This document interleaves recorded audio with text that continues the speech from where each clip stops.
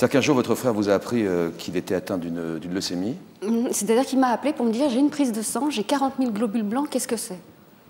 Et puis une semaine après, le diagnostic tombe, leucémie. C'est vous qui l'avez appelé en premier? Oui. Et comment ça s'explique, ça, alors que vous étiez si étranger? Il m'a appelé et j'étais la seule à être au courant. C'est-à-dire que je n'ai pas averti le restant de la famille. Comment l'expliquer? Et il ne savait pas qu'on était encore compatibles. Je sais pas. Comment vous l'expliquez? Je ne sais pas. Il avait besoin de réconfort. Il était plus proche de son autre frère, de son autre sœur? Il était proche de personne. C'était une expression, l'homme des cavernes, mon frère. Pas communicatif. Donc un peu plus tard, il apprend une semaine plus tard que c'est une leucémie. Toute la famille fait des tests là, pour savoir qui est compatible. Voilà, donc on a testé, comme on appelle... Et vous vous rendez compte que vous êtes la seule qui est compatible, voilà. la seule qui peut donner sa moelle osseuse à mais son on frère. on avait très peur, parce que même sur 4, il peut très bien y avoir aucun donneur. En l'occurrence, vous étiez donneuse, Ouais. compatible. Ouais. Qu'est-ce que ça vous a fait quand vous l'avez appris? Contente. J'étais heureuse. Pourquoi? Parce que je me suis dit, je me sens investie d'une mission, quoi. Ma mission, c'est sauver mon frère. Si? Non, mais je crois. Et lui, quand il a su que vous étiez la seule compatible avec lui? Content. Content. Je suis content. Ouais. Je suis content que ce soit toi. En tout cas, avant la greffe, là, la fusion, elle a commencé, quoi. Il n'y a pas eu besoin de la moelle pour fusionner, on fusionnait déjà. Ça a duré combien de temps, cette période? Alors, c'est le chiffre 9 qui est assez dingue dans cette histoire. 9 mois, le temps d'une gestation. Donc 9 mois, ils se sont passés entre le moment où j'ai appris que j'étais HLA identique et jusqu'à la greffe, et 9 mois de la greffe jusqu'à la mort. 9 plus 9. Comment s'est déroulée la greffe en elle-même? Vous étiez côte à côte quand on a fait le transfert de moelle? Non, on n'était pas côte à côte. J'étais dans une chambre à l'étage chirurgical, et puis lui, il était dans l'unité des greffes. Et puis, ce qui s'est passé, c'est que je venais après de me réveiller, le téléphone sonne, et puis il fait « Allô, Véronique ?» Je fais « Bah oui ». Alors, la petite histoire, j'ai un enfant qui s'appelle Stan, Dimitri, et je commence à se faire « Oui, Stanislas, ça commence à bien faire, Dimitri, arrête tes conneries !» Je dis « Mais qu'est-ce qui t'arrive ?» Il me dit bah, « Ta moelle est en train de couler en moi. Ça y est, je suis toi. » Et donc après, il a beaucoup cherché des similitudes. Il me disait « T'es frileuse ?» Bah oui, c'est toi. J'étais pas frileuse avant. « T'aimes salé? T'aimes sucré? Oh, chocolat? Bah oui, moi aussi. » Il cherchait toujours... c'est-à-dire que je lui ai donné et il a pris. Et il en était fier. Et Jean-Claude, avant, était donc l'homme des cavernes, un peu pas communicatif. Puis moi, je suis plutôt comme ça. C'est ce qui l'agaçait en plus au départ. Ça l'agaçait que je sois un petit peu extravertie. Et donc, j'avais la réputation de dire ce que je pensais haut et fort. Et lui, contraire. Et puis, après la greffe, il m'a dit « Véronique, depuis que j'ai ta moelle, j'ai des qui poussent. » Ça? Il m'a dit « J'ai des qui poussent. J'ai du caractère maintenant. » Je vous disais « J'ai des seins qui poussent. » Non. Des quoi? Des... Oui. Plus bas?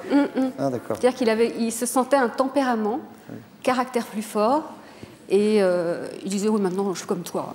Je dis ce que je pense. » Donc cette greffe a très bien pris sentimentalement, mentalement entre vous, mais malheureusement pas biologiquement. Non. Est-ce que vous avez eu le temps de vous préparer tous les deux à cet échec? Absolument Vous n'en avez pas parlé ensemble? Absolument pas. Il savait déjà, il était en train de préparer ce qu'on appelle un rejet. Alors dans la greffe de moelle, il faut savoir que ce n'est pas le corps qui rejette, c'est le greffon qui empoisonne. Qui empoisonne. Donc qui s'installe et qui se réveille un jour et qui se dit « Mais où suis-je ? Je ne suis pas chez Véronique, je suis un autre, son frère, je m'en fous, je ne connais pas, j'attaque. » Et il est mort en un mois de temps. Quelle est la dernière fois où vous l'avez vu? La dernière fois où je l'ai vu bah, à sa mort.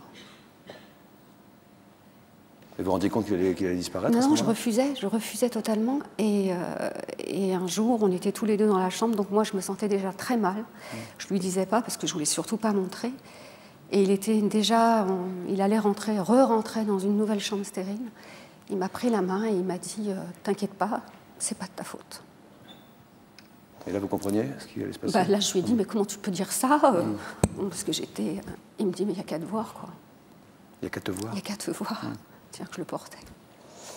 Qui vous a dit qu'il fallait à un moment lui dire au revoir, tout simplement? Sa fiancée. Parce que la belle histoire que je peux sortir de ce malheur, c'est que... donc, quand Jean-Claude est mort, moi, j'ai dit que j'avais tué mon frère, que j'avais de la pourriture et que je le tuais. À cause de cette moelle qui empoisonne. Ouais. Bah, oui, j'étais censée lui donner la vie, et puis au final, il meurt. Donc, aujourd'hui, je dis, grâce à moi, il a pu vivre 9 mois. Et pendant ces 9 mois, il a pu rencontrer le grand amour. Ah bon, c'est pendant cette période qu'il a rencontré cette fiancée? Il a rencontré sa fiancée dans le service. C'était une infirmière. Oh, belle histoire. C'était pas son infirmière attitrée, elle l'a été après. Mais c'était l'infirmière du service. Quand il était greffé, il la voyait, mais il se passait rien. Et c'est quand il revenait pour les soins, il a dit... Dis donc, toi. Et donc, j'étais aux premières loges. Et donc, j'ai été dans la complicité de cette histoire de séduction. Bah, oui. Et là, ils ont vécu une très belle histoire d'amour. Une très, très belle histoire d'amour. Ouais, c'est super. Une merveilleuse histoire d'amour. Mais quand cette jeune femme, cette infirmière, donc, vous a dit qu'il fallait lui dire au revoir, vous avez compris que c'était la fin pour votre... Non, parce que j'étais là, donc tout le monde savait qu'il allait mourir, sauf moi, parce que moi, je refusais.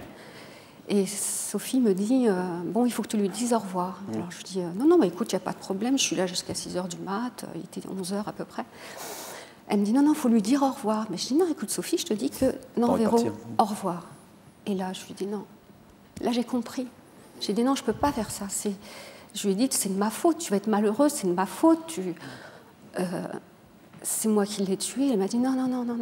Au contraire, elle me dit, grâce à toi, j'ai vécu en 5 mois ce qu'aucune femme peut vivre dans toute une vie. Que du bonheur. Telle intensité, quoi. Une force terrible. Vous sentez coupable encore aujourd'hui de cet acte de générosité qui malheureusement a mal évolué, mais qui était un acte de pure générosité d'une sœur pour son frère? Oui, je sais que ce que j'ai fait, c'est beau, mais si vous voulez, comme il est mort, je me sens coupable. Et aujourd'hui, j'apprends à vivre avec, puisque depuis sa mort, je suis suivie par un psychologue.